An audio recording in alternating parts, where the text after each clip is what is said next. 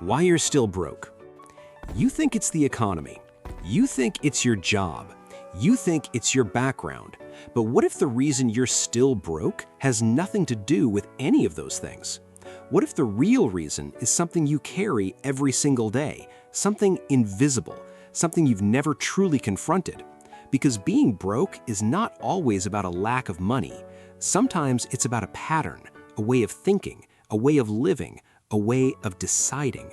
And until that pattern changes, nothing else will. Because money does not create your life, it reveals it. Here is what I discovered. The real problem is not outside. Let's be honest. It's easy to blame external things. The economy's bad, opportunities are limited, things are expensive, life is hard. And yes, some of those things are true. But here's the uncomfortable question. If your situation changed today, would your habits change with it? If more money came into your life right now, would you manage it differently?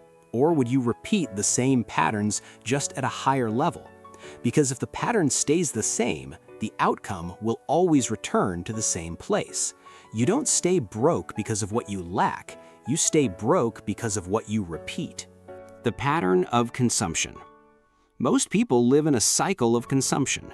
They earn, then they spend. They receive, then they use.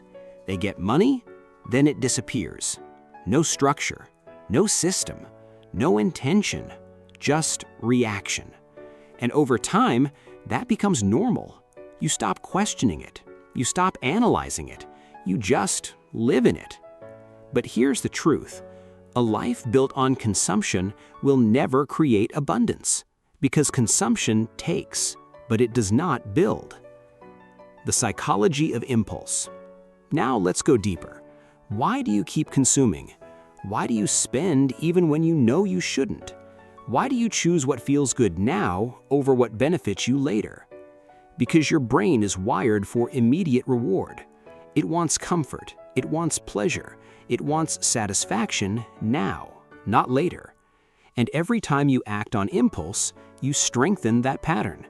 You teach your mind that short-term pleasure is more important than long-term growth. So even when you desire discipline, your brain is trained for indulgence. The biblical principle. There is a principle that exposes this clearly. The wise store up, but the foolish consume everything.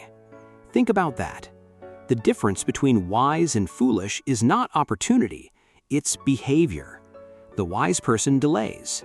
The foolish person reacts. The wise person builds. The foolish person consumes. And over time, that difference creates two completely different lives. Why you keep restarting. Have you noticed this pattern? You try to improve. You try to save. You try to be disciplined. For a while, it works. Then something happens. You slip. You spend. You lose control. And suddenly, you're back at the beginning. Again. This is not random. This is a cycle. And that cycle is driven by your habits. Because without discipline, progress is temporary. The root issue is a lack of intention. You are not directing your money, you are reacting with it. Money comes in and you respond emotionally, not strategically. And emotion is unstable. It changes based on mood, it changes based on pressure, it changes based on environment. So when your decisions are emotional, your results are unpredictable. The cost of reactive living. Living reactively costs you everything. You don't build savings, you don't create structure, you don't develop discipline. You simply move from moment to moment, decision to decision, feeling to feeling. And over time, that lack of structure becomes your reality. Because if you don't control your money will control you. The truth about discipline you must know early. Discipline is not exciting, it's not emotional, it's not dramatic. It's consistent, it's quiet, it's repetitive, but it's powerful. Because discipline creates stability, and stability creates growth. Without discipline, nothing lasts. Why most people avoid discipline? Most people avoid discipline because it feels restrictive, it feels uncomfortable, it feels limiting. But what they don't realize is this: lack of discipline is more limiting. Because without it, you lose control, you lose direction, you lose progress. Discipline doesn't restrict your life, it protects it. Shifting from consumer to builder can change everything.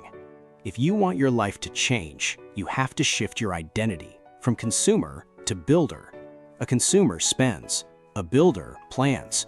A consumer reacts, a builder prepares. A consumer thinks short-term, a builder thinks long-term. And that shift changes everything. Start with awareness, track your spending, understand your habits, create a simple plan, make intentional decisions, not once, but daily, because change is not created in one moment, it is created through repetition. You are not stuck because of your environment, you are stuck because of your pattern. And the moment you change your pattern, your life begins to change. So ask yourself this: am I building or consuming? Because your answer is shaping your future.